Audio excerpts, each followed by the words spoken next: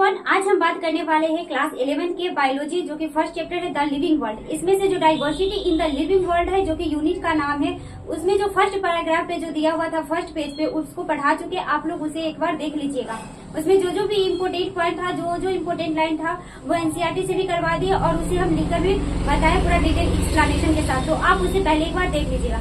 आज जो हम बात करने वाले हैं द लिविंग वर्ल्ड में जो कि साइंटिस्ट है अर्नस्ट मेयर, उनके बारे में। तो आइए इनके बारे में जानते हैं। तो अर्नस्ट मेयर जो है, इनका जो जन्म हुआ था वो हुआ था 1904 में और इसकी मृत्यु 2004 ईस्वी सन में हुआ था। ये क्या थे? One of the 100 greatest scientist of all time, यानी कि ये 100 वैज्ञानिकों में से एक थे। सभी टाइम में, ऑल टाइम में ये 100 वैज्ञानिकों में से एक थे। इतना आप लोगों को याद करना है कि one of the 100 greatest scientist, यानी कि 100 वैज्ञानिकों में से ये एक थे। उसके बाद यहाँ पे सेम है कि 1904 से लेकर 2004, यानी कि 1904 में इसका जन्म हुआ था, 2004 में मृत्यु, यानी कि ये 100 साल जिए थे, 100 ईयर्स, यानी कि ये 100 ईयर्स यानी कि 100 साल जिए थे। तो आप इसे ऐसे याद कर सकते हैं 100 नंबर से, यानी कि ये 100 साइंटिस्ट में से क्या है, 100 साइंटिस्ट में से ये एक थे और उसके बाद ये 100 साल जिए थे। कि कैसे याद कर सकते हैं? 100 नंबर से 100 साइंटिस्ट में से ये एक थे और 100 साल ये जिए थे। तो अर्नस्ट मेयर के बारे में इतना हो गया। उसके बाद क्या, इनको the Darwin of the 20th century कहा जाता है। The Darwin of the 20th century. Darwin of the 20th century क्यों कहा जाता है? इसे the Darwin of the 20th century क्यों कहा जाता है? क्योंकि ये इवोल्यूशन पे काम कर रहे थे और इवोल्यूशन के जनक किसे कहा जाता है? डार्विन को। तो इसीलिए इन्हें the Darwin of the 20th century कहा जाता है। इतना आप लोग को समझ में आया? और उसके बाद he gave the currently accepted definition of biological concept of species. अब इसका कहने का मतलब क्या है? बायोलॉजिकल कॉन्सेप्ट ऑफ स्पीसीज, अलग अलग साइंटिस्ट थे जो कि बायोलॉजिकल कॉन्सेप्ट ऑफ स्पीसीज पर अपना अपना डिफिनेशन दे रहे थे, लेकिन जो सबसे ज्यादा एक्सेप्टेड जो डिफिनेशन था इन्हीं का था, अर्नस्ट मेयर का था। तो इसका कहने का मतलब क्या है? बायोलॉजिकल कॉन्सेप्ट का, member of a species can breed together and give rise to fertile offspring. कहने का मतलब है कि जो भी मतलब कि स्पीसीज होगा वो सेम स्पीसीज होगा, जब सेम स्पीसीज होगा, सेम स्पीसीज जब मेट करेगा तो उसका जो ऑफस्प्रिंग होगा वो क्या होगा? फर्टाइल होगा। अगर हम किसी अदर स्पीसीज के साथ जब मेट करेंगे तो उसका जो ऑफस्प्रिंग होगा वो क्या हो जाएगा? स्टेराइल हो जाएगा। फर्टाइल कहने का मतलब है कि वो आगे जाकर रिप्रोड्यूस करेगा। स्टेराइल कहने का मतलब है कि वो आगे जाकर रिप्रोड्यूस नहीं करेगा। तो इसी में एक एग्जाम्पल है, जैसे कि देख लीजिए, मेल डंकी जिसका नाम है जैक और उसका फीमेल हॉर्स जिसका नाम है मेयर। जब इन दोनों का मेटिंग करवाए थे तो क्या हुआ? म्यूल हुआ था। म्यूल जिसका खच्चर होता है हिंदी, तो म्यूल हुआ था जो कि स्टेराइल है, जो कि आगे जाकर रिप्रोड्यूस नहीं करेगा। उसी तरह से क्या है, यहाँ पे मेल हॉर्स है और फीमेल डोंकी है। जब इसको मेटिंग करवाए थे तो इसका जो बच्चा पैदा हुआ था वो हुआ था हिंदी, जो कि स्टेराइल है, जो कि रिप्रोड्यूस नहीं करेगा।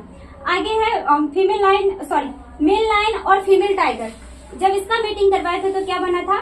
लाइगर, जो कि स्टेराइल है, आगे जाकर ये रिप्रोड्यूस नहीं करेगा। उसी तरह से क्या है, मेल टाइगर फीमेल लाइन, जब इसका मीटिंग करवाएंगे तो क्या बनेगा? टाइगर, जो कि स्टाइल है, जो कि रिप्रोड्यूस नहीं करेगा। अब आप लोग कहिएगा कि कुछ जो मतलब कि ह्यूमन होता है उसमें भी कुछ क्या होता है? स्टाइल होता है। तो ये कुछ मतलब कि डिजॉर्डर होता है, यानी कि कुछ बीमारी होता है जिसके कारण से वो क्या हो जाता है? स्टाइल हो जाता है। तो ये कुछ एक्सेप्शन है। बाद बाकी जो भी मतलब कि जो भी स्पेसीज होगा, जो सेम स्पेसीज रहेगा, तब वो मीटिंग करेगा तो उसका जो आगे का जो बच्चा होगा वो क्या होगा? फर्टाइल होगा।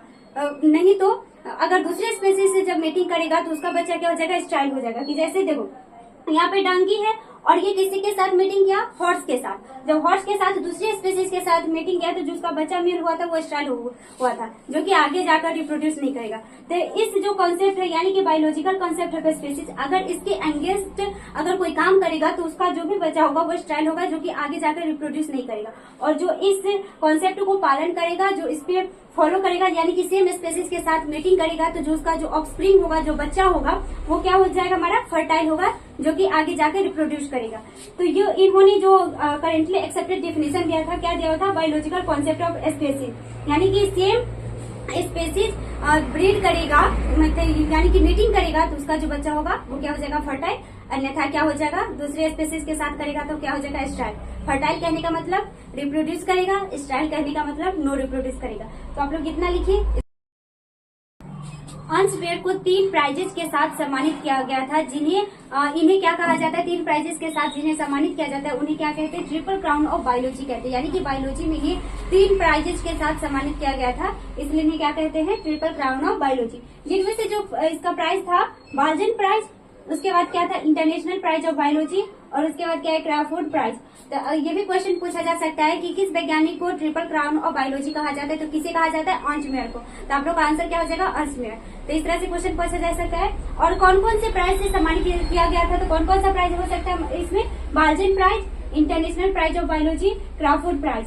तो ये कुछ पॉइंट थे जो कि अर्न्स्ट के बारे में थे, जो लिविंग वर्ल्ड के फर्स्ट पेज में दिया हुआ है। तो इसे आप याद रखिएगा क्योंकि साइंटिस्ट से भी क्वेश्चन पूछा जाता है। ये वीडियो आपको कैसी लगी कमेंट में जरूर बताइएगा। वीडियो अच्छी लगी होगी तो चैनल को सब्सक्राइब कीजिएगा, वीडियो को लाइक कीजिएगा।